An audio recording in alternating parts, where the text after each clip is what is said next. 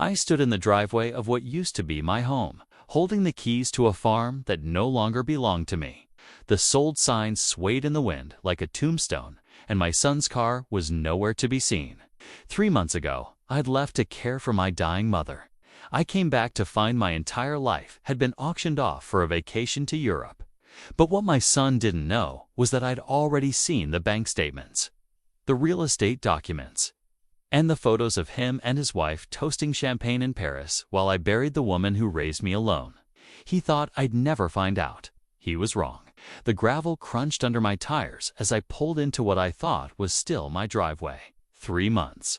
That's all it had been since I'd kissed my mother's forehead for the last time and promised her I'd come home to the farm she'd helped my father build 60 years ago.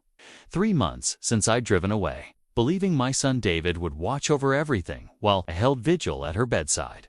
The first thing I noticed was the silence. Not the peaceful quiet of evening settling over familiar fields, but something hollow. Wrong, the porch light wasn't on the one I'd left burning for 43 years. The one my father had taught me never to let go dark. A farm without light is just empty land, he used to say. I sat in my truck for a long moment, engine ticking as it cooled, trying to understand what I was seeing. The mailbox was gone. Our mailbox, the one David had painted blue when he was 12, with our family name carved deep into the wood.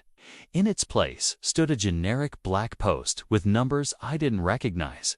My hands shook as I reached for my phone. David's number went straight to voicemail. Again, it had been doing that for 2 weeks now. Ever since I'd called to tell him Mom had passed, I'd assumed he was just giving me space to grieve. David, it's Dad. I'm home. Call me. I stepped out of the truck, and that's when I saw it. The sold sign, red letters bold against white, planted right where Mom's rose garden used to bloom. My legs felt weak. This had to be a mistake. Some kind of cruel joke. The front door key didn't fit. I stood there, fumbling with the lock like a stranger, until a woman's voice called out from behind me. "Excuse me, can I help you?" I turned to see a young couple approaching from a moving truck I hadn't noticed. The woman looked concerned, protective. The man stepped slightly in front of her. "I'm sorry," I said, my voice sounding foreign to my own ears. "I think there's been some mistake. This is my house, my farm." The woman's expression softened with something that looked like pity. "Oh no, you must be Mr. Harrison. David told us you might come by. He said to give you this." She handed me an envelope with my name written in David's handwriting. Inside was a single sheet of paper and a check for $50,000. "I know you're going to be upset, but I had to make a decision. The farm was just sitting here, and Sarah and I needed a fresh start. We used the power of attorney you gave me to handle the sale. I've put aside some money for you. It's enough for a nice apartment in town. You'll be happier there anyway, closer to doctors and stores. The farm was too much work for someone your age. We're in Europe right now, but we'll talk when we get back." David and I read it 3 times before the words sank in. My son, my only child, the boy I'd taught to drive a tractor. The man I'd trusted with everything had sold our family's legacy while I was burying his grandmother. The couple was still watching me, uncertain. I folded the letter carefully and put it back in the envelope. "I'm sorry for the confusion," I managed. "I hope you'll be very happy here." I walked back to my truck on unsteady legs, started the engine, and drove to the end of the driveway before I had to pull over. My hands were shaking too hard to drive. I called David again.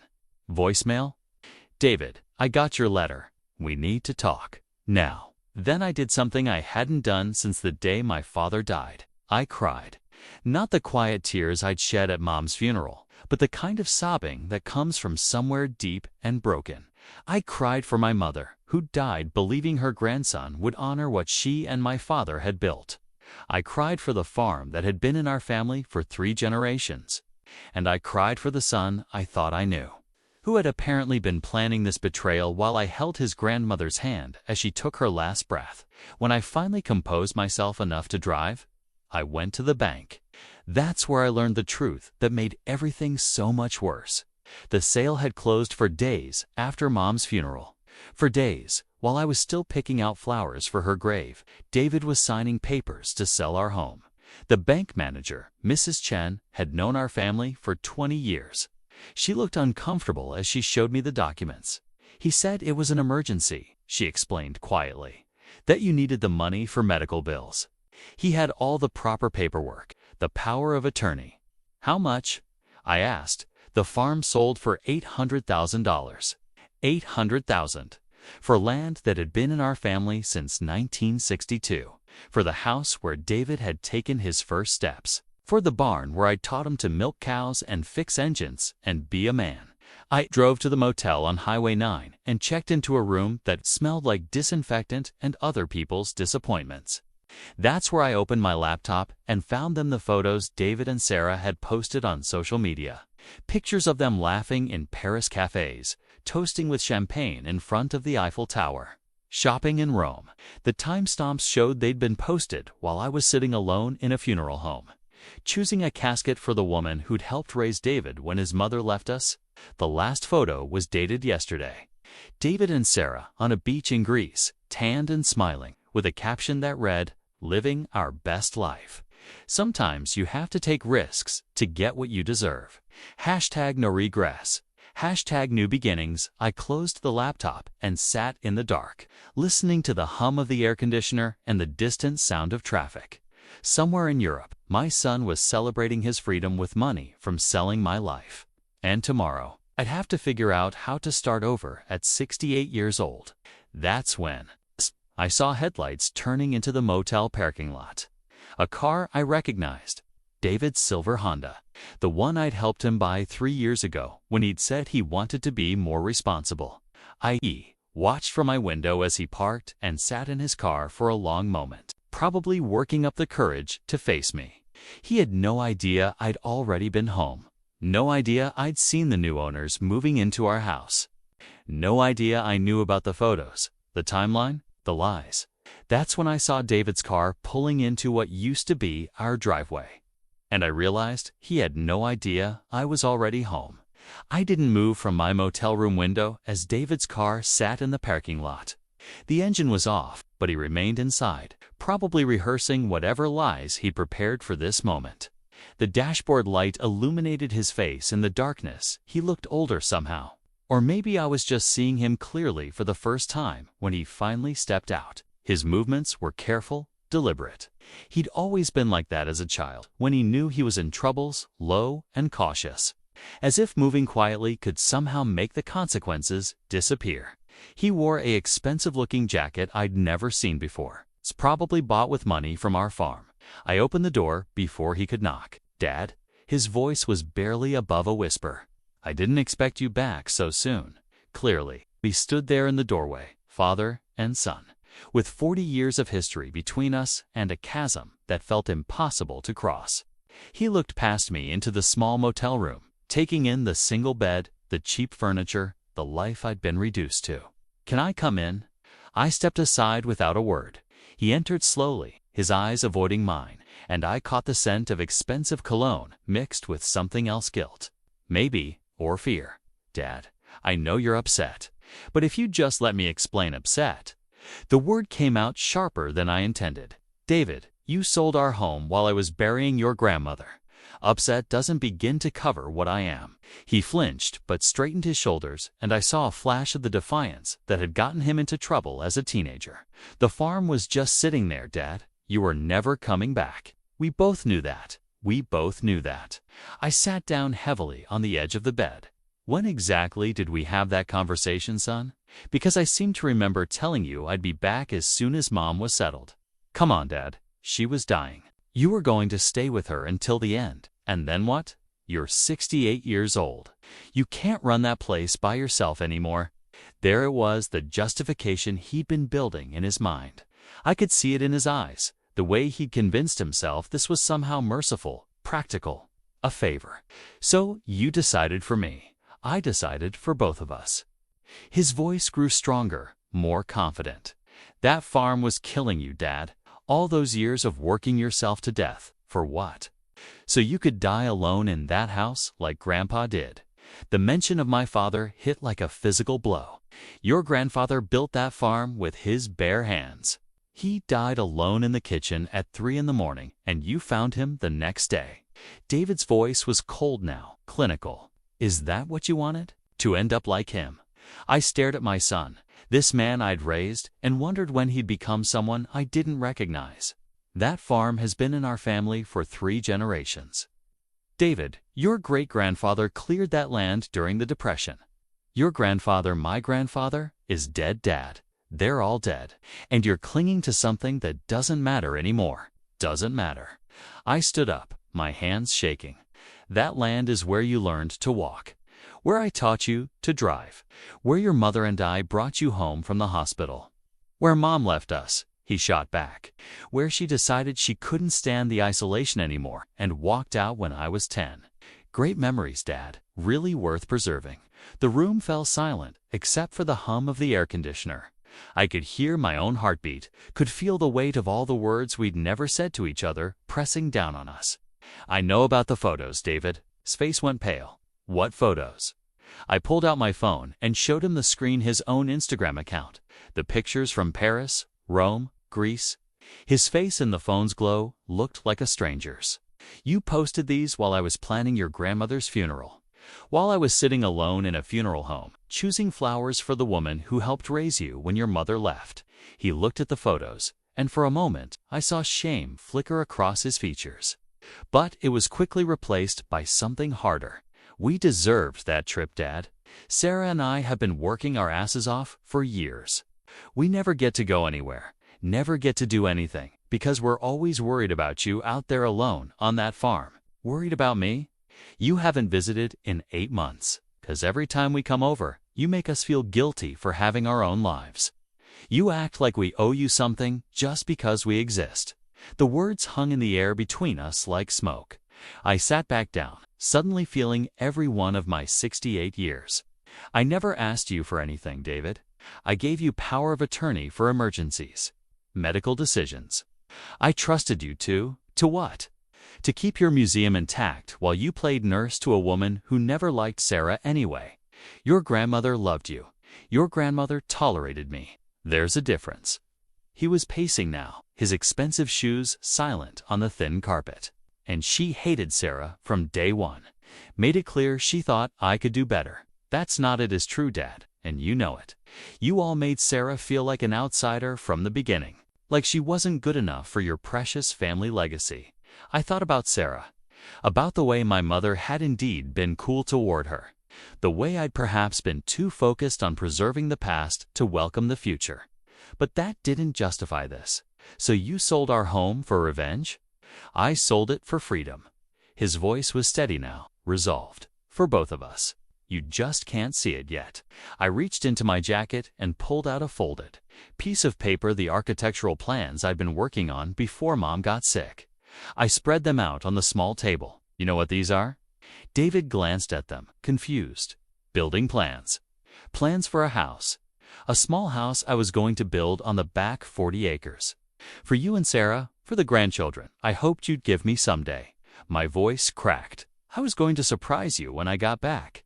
Give you the land as a wedding gift. David stared at the plans, his face unreadable. Dad, and do you know what else was on that land, David? What else you sold to strangers? He shook his head slowly.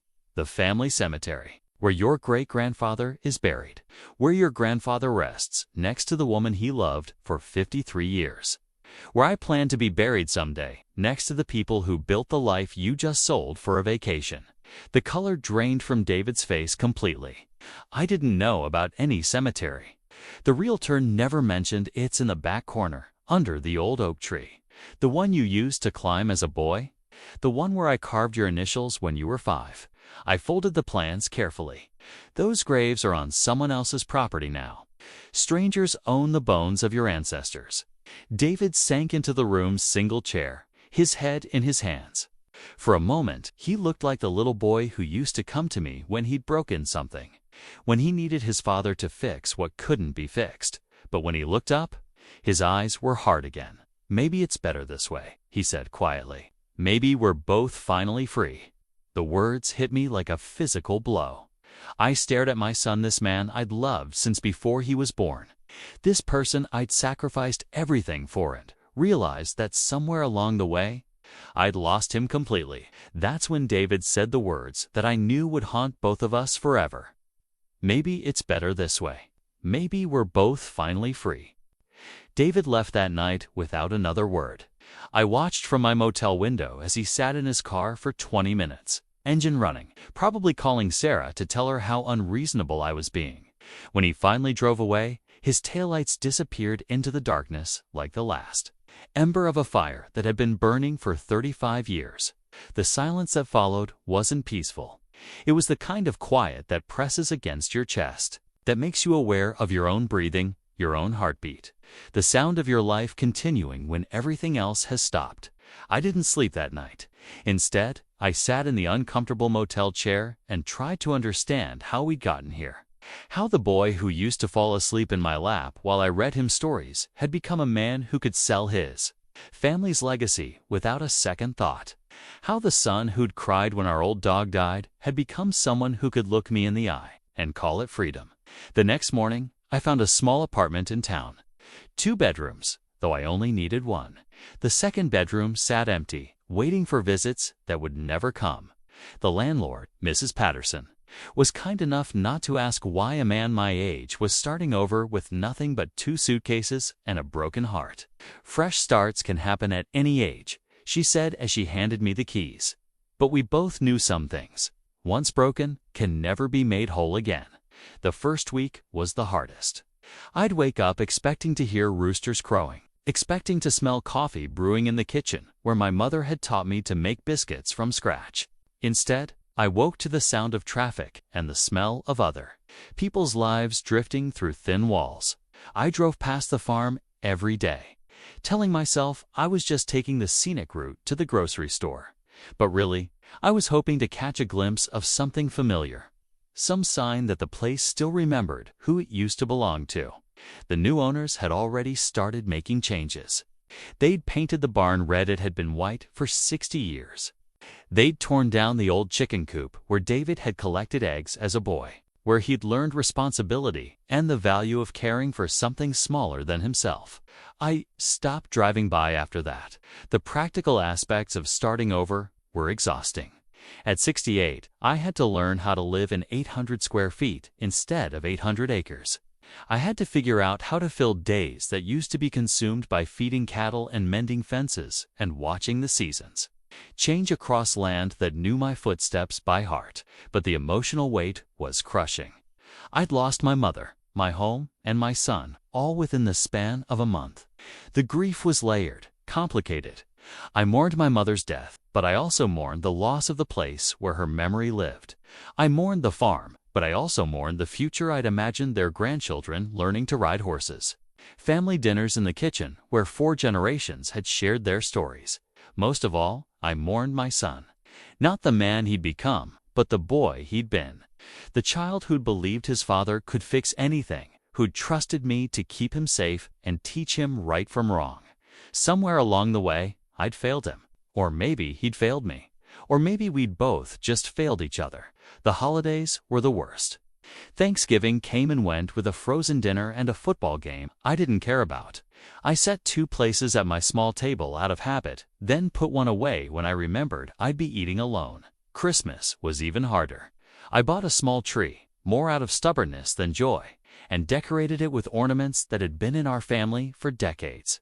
Each one told a story, David's handprint in clay from kindergarten, a wooden angel my mother had carved, a star my father had made in his workshop the year David was born. I called David on Christmas morning. The phone rang 4 times before going to voicemail. "Merry Christmas, son. I love you." He never called back. Through mutual friends, I heard fragments of his life. He and Sarah had bought a house in the city with money from the farm sale. They'd taken another vacation, this time to Hawaii. Sarah had quit her job to focus on finding herself. David had been promoted at work, probably because he could finally afford the right clothes, the right car, the right image of success. But I also heard other things. Whispers at the grocery store, concerned looks from neighbors who'd known our family for years. David had been seen at Murphy's bar more often than was healthy for a married man. Sarah had been spotted having lunch with her divorce attorney. Their new house, the one bought with my family's blood and sweat, was already showing signs of neglect.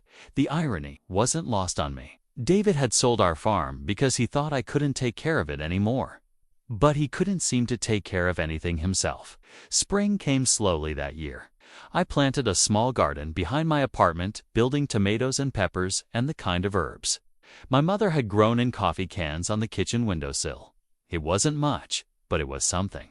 A connection to the earth, to the rhythm of seasons, to the part of myself that David had tried to sell away. I was watering those plants on a Tuesday evening in May when my phone rang. Sarah's name appeared on the screen, and my heart stopped. She hadn't called me since before the farm was sold. "Hello, Sarah, Mr. Harrison." Her voice was shaky, tired. "I'm sorry to bother you, but David's in the hospital." The watering can slipped from my hands, soaking my shoes. What happened? He was drinking. Again, he wrapped his car around a tree on Miller Road. She paused, and I could hear her crying. "He's okay, physically, but he's not okay. He keeps asking for you." Miller Road, the same stretch of highway where I'd taught him to drive 16 years ago, where he'd been so proud when he finally mastered parallel parking, where he'd driven away from me for what I thought might be the last time. Which hospital? St. Mary's, room 237. Another pause. "Mr. Harrison, I'm sorry about everything. I know that doesn't fix anything, but I'm sorry." I hung up and stood in my small garden, water from the dropped can seeping into the earth around my feet. 6 months of silence. 6 months of wondering if I'd ever see my son again. And now he was lying in a hospital bed, asking for the father he'd betrayed. 6 months later, I got the call I'd been dreading and hoping for in equal measure. David was in the hospital, and Sarah said he'd been asking for me. The hospital smelled like disinfectant and broken promises. My footsteps echoed down the sterile hallway as I followed the room numbers. 235, 236, 237. Each step felt heavier than the last, weighted with 6 months of silence and all the words we'd never said to each other. Sarah was sitting in the hallway outside David's room, her head in her hands. She looked smaller than I remembered, diminished somehow. The designer clothes were gone, replaced by jeans and a wrinkled sweater. Her wedding ring was missing. "Mr. Harrison." She stood when she saw me, her eyes red-rimmed and exhausted. "Thank you for coming. How is he?" "Physically, he'll be fine. Broken ribs, concussion, some cuts from the glass." She wrapped her arms around herself. "But he's been drinking for months. Every night. Sometimes during the day. I tried to help him, but he wouldn't listen." I studied her face, looking for the woman who'd stood beside my son as he justified selling our family's legacy. This wasn't her. This was someone who'd been hollowed out by guilt and regret. "Sarah, what happened?" "To you too, I mean." She laughed, but there was no humor in it. "What happened?" "We got everything we thought we wanted." She gestured toward the hospital room. "The money, the freedom, the life we deserved. Turns out it wasn't enough. The money's gone. Most of it. The house, the cars, the trips, the restaurants, the clothes." She shook her head.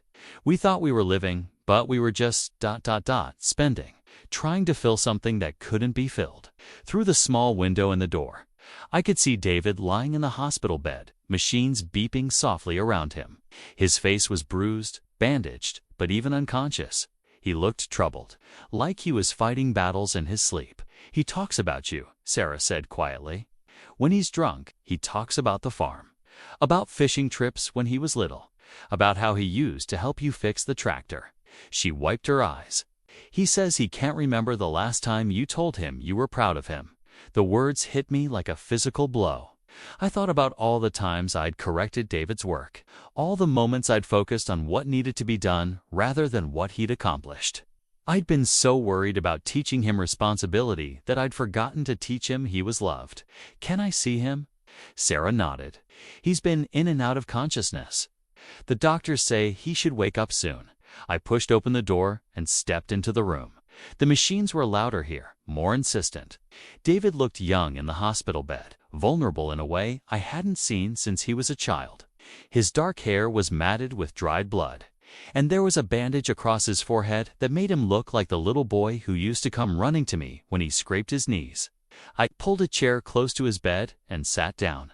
His hand was lying on top of the blanket, and after a moment's hesitation, I took it in mine. His fingers were cold, but his pulse was strong and steady. "I'm here, son," I whispered. I sat there for an hour, watching him breathe, remembering. I remembered the day he was born, how small and perfect he'd been in my arms.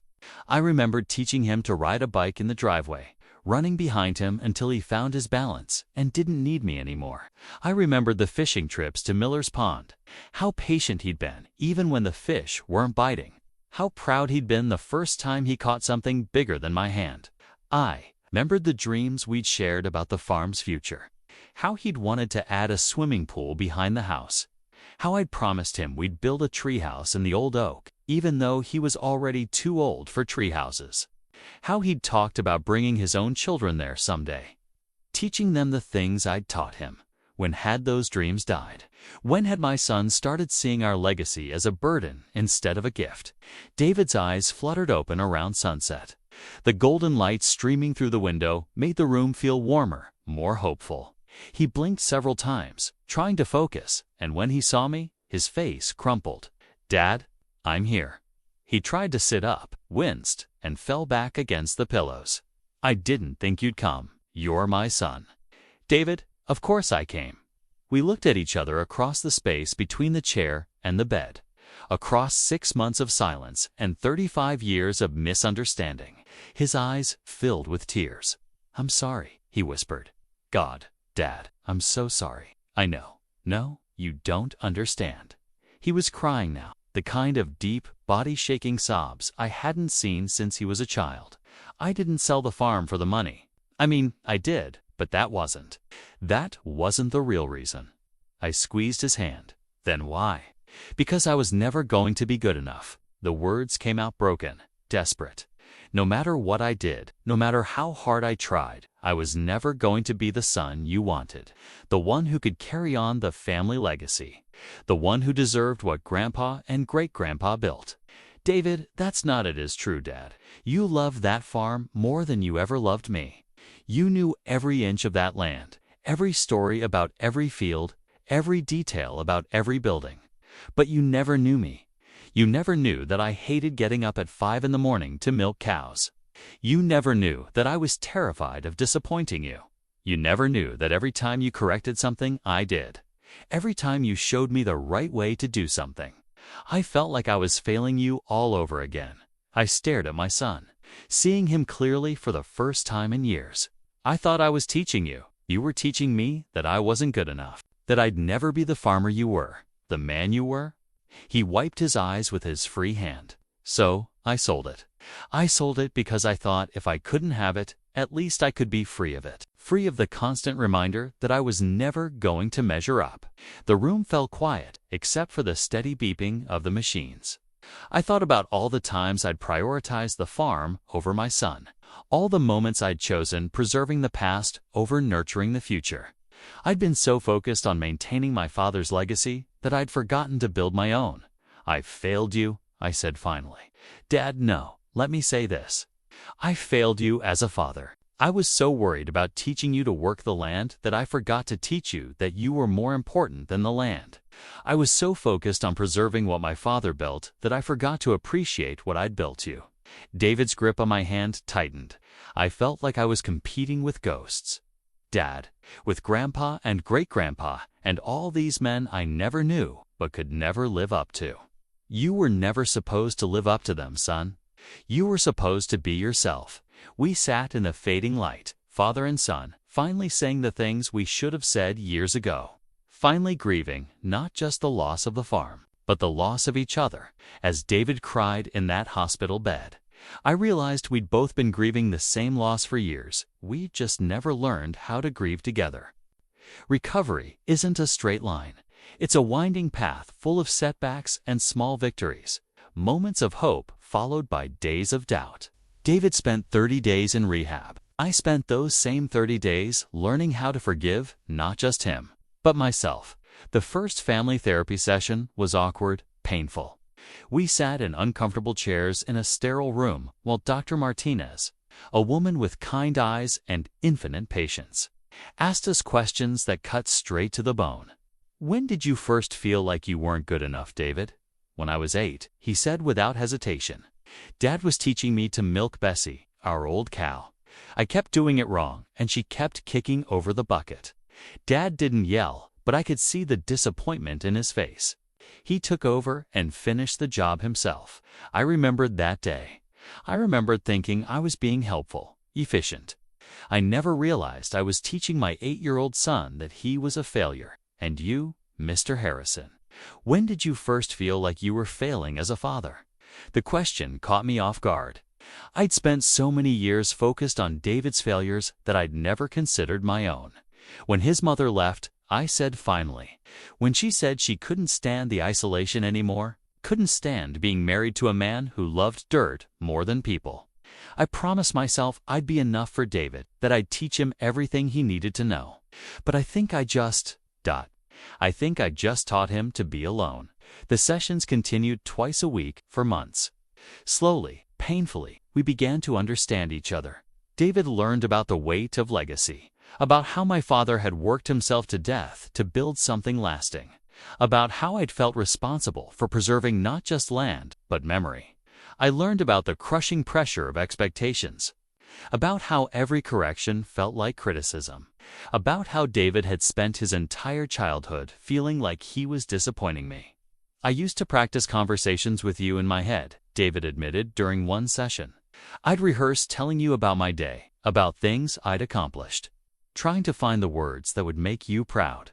But when I actually talked to you, it always came out wrong. I was proud of you," I said. I didn't know how to show it. You showed pride in the farm, in the work, but never in me." The truth of it was devastating and liberating at the same time. Outside of therapy, we started small. Coffee once a week at Murphy's Diner, the same place where I'd taken him for pancakes when he was little. The conversations were stilted at first, careful. We talked about safe things, the weather, his job search, my small apartment garden. But gradually, we began to share more. David told me about his drinking, about how it had started as a way to quiet the voice in his head that said he wasn't good enough. I told him about the loneliness of the past year, about how I'd realized that a farm without family was just empty land. "I miss it," he said one afternoon as we walked through the park near my apartment. "Not the work, but the smell of hay in the morning, the sound of rain on the barn roof, the way the light looked different in every season. I miss having someone to share it with," I replied. The small moments of healing came slowly. David helped me move to a slightly larger apartment, one with a real garden space behind it. I attended his AA meetings when he asked me to, sitting in folding chairs in church basements, listening to stories of loss and redemption that sounded familiar. We visited the family cemetery together, standing awkwardly at the edge of someone else's property, paying our respects to ancestors who now rested on foreign soil. "I'm sorry about this," David said, gesturing toward the graves. "About selling them away from us." "They're not really gone," I said, surprising myself with the truth of it. "They're in us. In the stories we tell, the lessons we learned. Land can be sold, but memory can't." Sarah and David's divorce was finalized that fall. It was amicable, sad in the way that endings often are, when both people know they've tried their best and it wasn't enough. Sarah came to see me before she moved back to her hometown. "I want you to know that David talks about you all the time," she said, "about the man you're becoming together, about how he's learning to forgive himself by watching you forgive him." "We're both learning," I said. David threw himself into work with the same intensity he'd once brought to drinking. He got a job at a construction company, then a better job at an engineering firm. He moved into a small apartment, furnished it simply, lived quietly. He was building something new, something his own. We had dinner every Sunday, a tradition that started accidentally and became sacred. Sometimes we cooked together in my small kitchen, and I taught him the recipes my mother had taught me. Sometimes we just ordered pizza and talked about our week. The conversations grew easier, deeper. We talked about his mother, about my parents. about the dreams we'd both given up and the new ones we were learning to build. One evening, as we were cleaning dishes, David said, "I've been saving money." "That's good, son." "What for?" He smiled, and for a moment, I saw the boy he'd been, full of secrets and surprises. "You'll see." 2 years later, David called me with excitement in his voice that I hadn't heard since he was a child. He said he had something to show me and that I should meet him at the old farm. I drove to the farm with my heart in my throat, not knowing what to expect. David's voice on the phone had been different, lighter somehow, filled with a nervous energy I hadn't heard in years. As I turned into the familiar driveway, I saw him standing near the old oak tree, the one where I'd carved his initials when he was 5. He wasn't alone. A woman in a business suit stood beside him, holding a folder of papers. David was dressed nicely, more formally than I'd seen him since his wedding day. When he saw my truck, he waved, and I could see his hands shaking even from a distance. "Dad," he said as I approached, his voice thick with emotion, "there's something I need to show you." The woman stepped forward and introduced herself as Linda Chen, a real estate attorney, the same last name as the bank manager who'd shown me the original sale documents. Her daughter, maybe. "Mr. Harrison," she said with a warm smile, "your son has been working with us for the past 18 months on a very special project." David reached into his jacket and pulled out a manila envelope. His hands were trembling as he handed it to me. "I can't give you back everything I took," he said, his voice barely above a whisper, "but I can give you back what mattered most." Inside the envelope was a deed. My name was on it, along with a legal description of property. I recognized the back 40 acres of our old farm, the section that contained the family cemetery, the old oak tree, and the small creek where David had caught his first fish. "I don't understand," I said, though my heart was already beginning to. "I bought it back," David said, tears streaming down his face. "It took me 2 years working double shifts, living on nothing, but I bought back this piece. The piece with Grandpa and Great-Grandpa. The piece where you taught me to fish. The piece that holds our real history." I stared at the deed, at my son, at this impossible gift. "David, how did you, the new owners, were willing to sell this section? They didn't want the cemetery anyway, and the creek floods every spring." He wiped his eyes. "It's not the whole farm, Dad. It's not the house or the barn or most of the fields. But it's home. The part that can't be replaced." I looked around at the land that was somehow mine again. The oak tree stood tall and strong, its branches reaching toward a sky that seemed bluer than I remembered. In the distance, I could see the small headstones of my father and grandfather, no longer on foreign soil, but back where they belonged. "Why?" I asked. "Because I finally understand what legacy really means," David said. "It's not about the land or the money or the buildings. It's about the stories, the memories, the connection between who we were and who we're becoming." He paused, looking toward the graves. "I want to learn those stories, Dad, the ones you never told me about Great-Grandpa and Grandpa. I want to know where I come from so I can figure out where I'm going." We walked together to the family cemetery, our footsteps quiet on the familiar ground. I told him about his great-grandfather who'd cleared this land with nothing but an axe and a dream. I told him about his grandfather who'd survived the Depression by growing vegetables in every spare inch of soil. I told him stories I'd never shared before, stories that made our family more than just names on headstones. "I was thinking," David said as we stood beside his grandfather's grave, "maybe we could build something here. Not a house, just ... a small cabin. A place where we could come to remember, where your grandchildren could come someday to learn about the people who came before them." I looked at my son, this man who'd broken my heart and then spent 2 years putting it back together, and realized that some gifts are worth more than the things we lose. "Couldn't go back to who we were before," I said, putting my arm around his shoulders, "but we could choose who we wanted to become." If this story touched something in your heart, I hope you'll share it with someone who needs to hear it.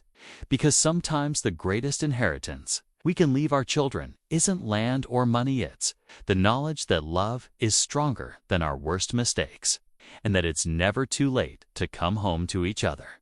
Family isn't about the legacy we leave behind. It's about the forgiveness we choose to give today. And sometimes, the most broken things can be made beautiful again, not by going back to what they were, but by building something new from the pieces that remain. If this story touched something in your heart, I hope you'll share it with someone who needs to hear it.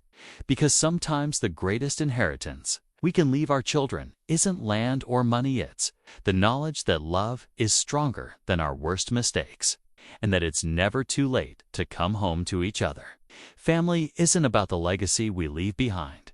It's about the forgiveness we choose to give today.